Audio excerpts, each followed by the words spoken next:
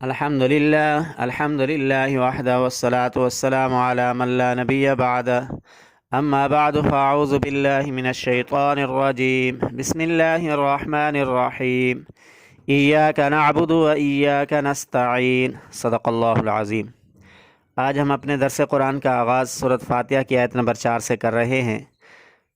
فرمایا إياك نعبد وإياك نستعين، اے اللہ ہم تیری ہی عبادت کرتے ہیں اور تجھ ہی سے مدد مانگتے ہیں۔ دعا کا طریقہ بتایا جا رہا ہے۔ پہلے تحمید تھی اور اب دعا کا آغاز ہے۔ پہلے اللہ کی حمد اور تعریف اور ثنا بیان کی گئی، اب اللہ سے دعا مانگی جا رہی ہے۔ تو یہ طریقہ ہے، اللہ پاک کی پہلے تعریف کی جائے پھر اللہ سے دعا مانگی جائے۔ اور دوسرا عبادت کا طریقہ بتایا جا رہا ہے کہ عبادت کس کی کرنی ہے اور کون سی عبادت قبول ہے۔ تو اس کے لیے پہلی شرط یہ ہے کہ عبادت ایک اللہ ہی کے لیے کرنی ہے۔ اللہ کی عبادت میں اللہ کے ساتھ کسی کو شریک نہیں کرنا، چاہے وہ زبان سے عبادت کریں، چاہے بدن سے عبادت کریں، چاہے مال سے عبادت کریں۔ زبان سے عبادت یہ ہے کہ مدد مانگنا، اللہ کو پکارنا، مصیبت اور مشکلات میں اللہ ہی سے مدد مانگنا ہے، اللہ ہی کو پکارنا ہے، یہ عبادت ہے۔ اور اس عبادت میں اللہ کے ساتھ کسی کو شریک نہیں کرنا۔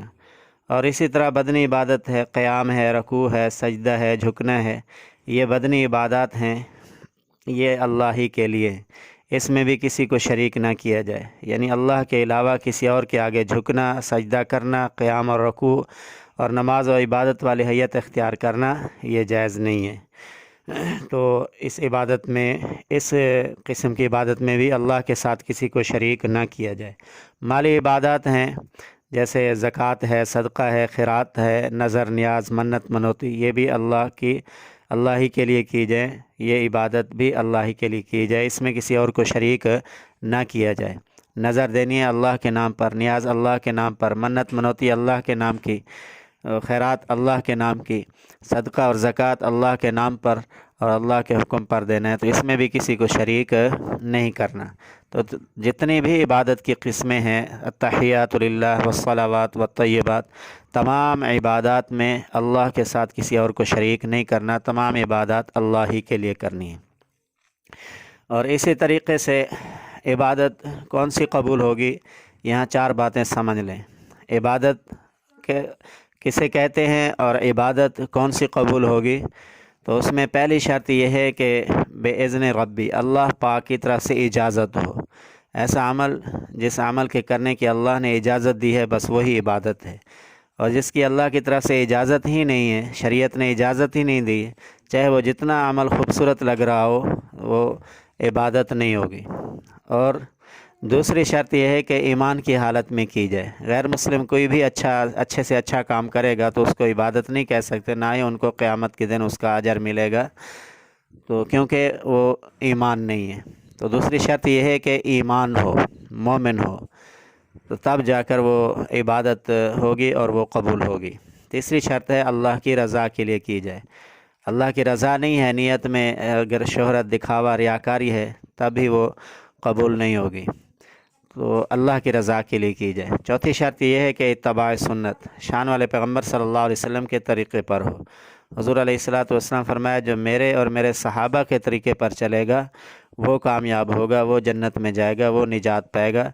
تو نبی علیہ الصلوۃ کے طریقے پر، صحابہ رضی اللہ عنہ اجمعین کے طریقے پر عمل کیا جائے گا تو وہ قبول ہوگا۔ تو یہ 4 شرطیں جس عمل میں ہوں گی تب وہ قبول ہوں گی، اللہ کی عبادت وہ شمار ہوں گی اور اس پر ہی اجر ملے گا، ورنہ جتنا بھی اچھے سے اچھا عمل ہوگا تو وہ عبادت نہیں ہوگی، قبول نہیں ہوگا۔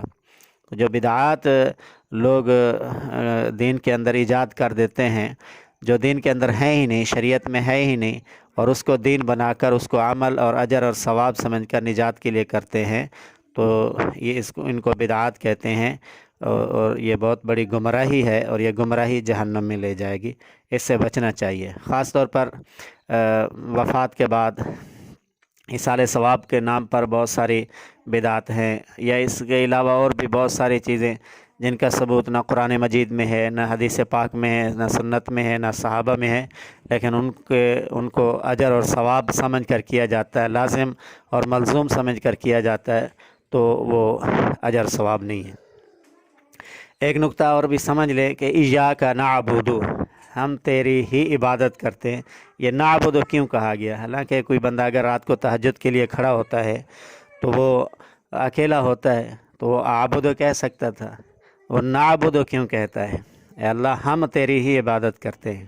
تو ہم کا جمع کا صیغہ اس لیے بیان کیا گیا کہ ایک اللہ ہی کی ذات ہے جس کی ہم سب کو عبادت کرنی چاہیے، اس کی عبادت سبھی لوگ کرتے ہیں اور سبھی کو اسی کی ہی عبادت کرنی چاہیے۔ ایک تو یہ چیز ہے، اور دوسری چیز یہ ہے کہ اپنے نسبت نیک لوگوں کے ساتھ ملا کر سبھی کا تذکرہ کر کے اللہ کے سامنے پیش کیا گیا، کیونکہ یہ اللہ پاک نے ہی یہ سکھایا ہے کہ تم عابدو نہیں کہو، نعبدو کہو۔ قرآن مجید ہے، یہ اللہ کا کلام ہے، اللہ نے سکھایا ہے۔ جیسے استاد بچوں کو سکھاتا ہے کہ اس طرح جو ہے نا کہو، اس طرح درخواست لکھو، استادوں سے اس طرح بات کرو، تو اللہ پاک نے ہی سکھایا ہے ایاک نعبدو، یوں کہو کہ ہم سب، یعنی ملائکہ فرشتے عبادت کرتے ہیں، مقربین نیک لوگ عبادت کرتے ہیں، ان سب کو ملا کر کہا گیا ہم، یا اللہ ہم سب تیری ہی عبادت کرتے ہیں۔ تو جب فرشتوں کی اور نیک لوگوں کی عبادت قبول ہوگی، اس کے ساتھ ہم جیسے گناہ گاروں کی بھی قبول ہو جائے گی عبادت۔ تو اس نسبت کی وجہ سے نعبدو کہا گیا۔ تو اس لیے فرمایا ایاک نعبدو، اے اللہ ہم تیری ہی عبادت کرتے ہیں۔ وَإِيَّاكَ نَسْتَعِينُ، انشاءاللہ اس کی تفسیر کل بیان کریں گے۔ اللہ پاک عمل کی توفیق نصیب فرمائے۔ وآخر دعوانا ان الحمد للہ رب العالمین۔